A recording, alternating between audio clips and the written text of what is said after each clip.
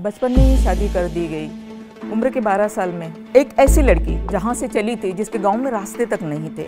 आज मुंबई शहर में उसके नाम से, उसकी कंपनी के नाम से 2 रोड है। जिसके पास में रहने के लिए घर नहीं था, लोगों के घर में रही हूँ, मैं गुजराती फैमिली के घर में रही हूँ, लेकिन मैं बिल्डर बन के आज मैं घर बेच रही हूँ। जिसने 2 रुपये रोज से काम स्टार्ट किया था, लेकिन आज 2000 करोड़ कंपनी की मैं मालकिन।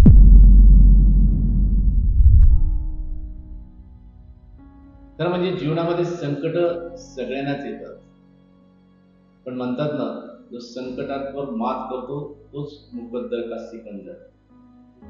तर म्हणजे वाक्य फक्त पुरुषांना शोभतं असं नाही। तर आपण कहाणी ऐकूया कल्पना सरोजची।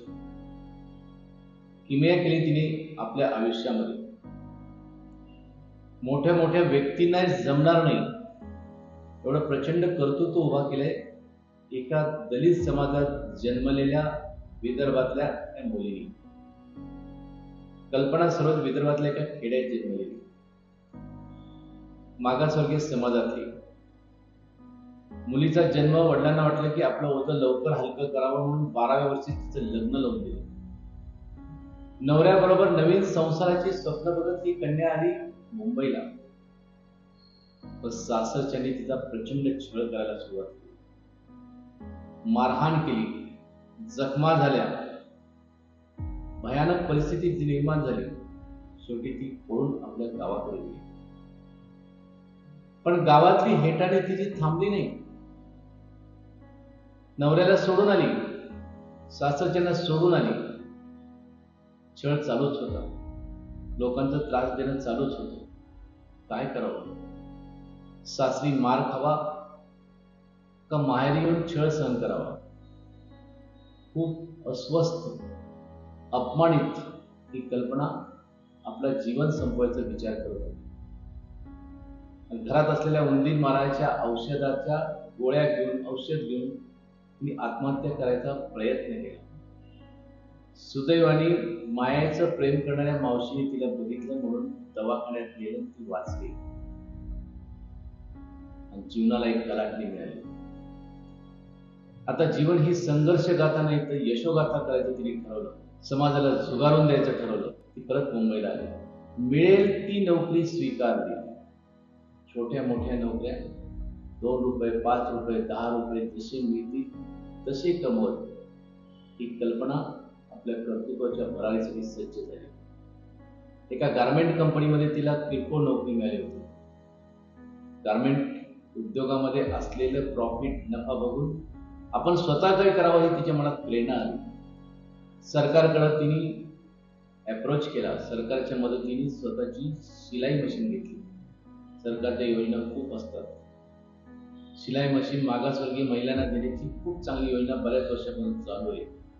पण अशी एखादीच कल्पना जन्मते की जी कल्पनेच्या बाहेर जाऊन पराक्रम करते, तिचे नाव आहे कल्पना सरोज। टेलरिंगच्या व्यवसायामध्ये आणि गारमेंट मॅन्युफॅक्चरिंगमध्ये जम बसलेली ही कल्पना इथंच थांबत नाही।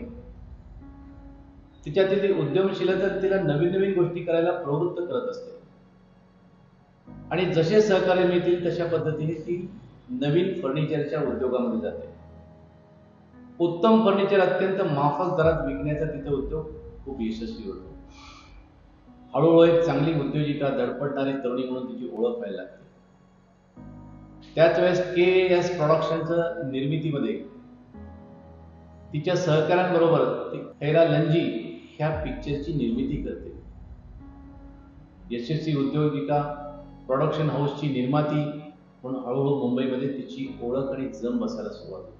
पण तिच्या जीवनातला एक सगळ्यात महत्त्वाचा टर्निंग पॉइंट येतो, ते सुप्रीम कोर्टाच्या निर्णयामुळे कमानी ट्यूब्स या कंपनीला पुनर्जीवित करायचा अधिकार कामगारांना मिळतो आणि सगळे कामगार आपल्या जवळची म्हणून कल्पना सरोजकडे येतात। पण कुठलंही ज्ञान नसताना, इंजिनिअरिंग नॉलेज नसताना, बिझनेसचं कुठलंही भांडवल नसताना, फक्त आत्मविश्वासावर, जिद्दीवर ही कल्पना सरोज त्या सगळ्या कामगारांबरोबर कमानी ट्यूब्स ह्या कंपनीचं पुनर्जीवन करायचं ठरवते, तेही मुंबईत।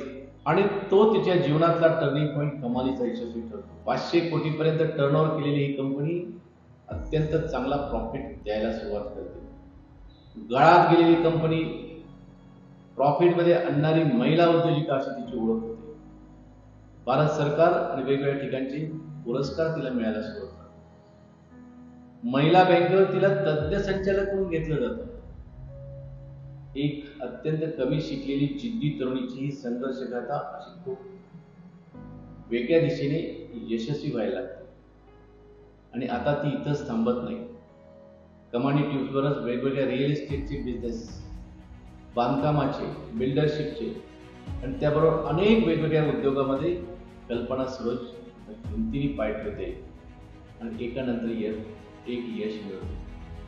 2000 कोटीपेक्षा जास्त उलाढाल असलेली कल्पना सरोज हे मुंबईत नाही तर महाराष्ट्राचं एक भूषण आहे. महिलांसाठी एक आदर्श आहे. पुरुषांचे डोळे दिपवणारी कर्तृत्ववान कामगिरी तिने केलेली आहे.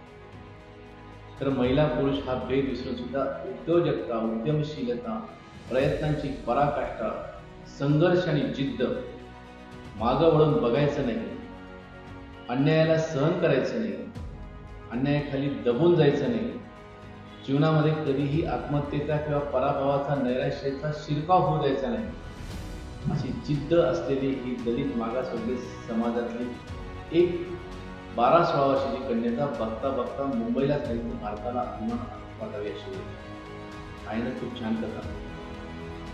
तिच्याविषयीची अधिक माहिती घेण्यासाठी आमच्या फेसबुक पेजला, यूट्यूब चॅनलला आणि इंस्टाग्रामला आपण जरूर भेट द्या. आपल्यालाही खूप अभिमान वाटेल. जात ही मुळात नसते, ती फक्त मीडियामध्ये आणि पुढाऱ्यांच्या डोक्यात असते. कर्तृत्ववान माणसाला न जातीचा अडसर असतो, न व्यक्तीचा अडसर असतो, न कशाचा अडसर असतो. प्रयत्ने यश निश्चित आहे. You have to fight, you will win. You have to work hard, you will gain.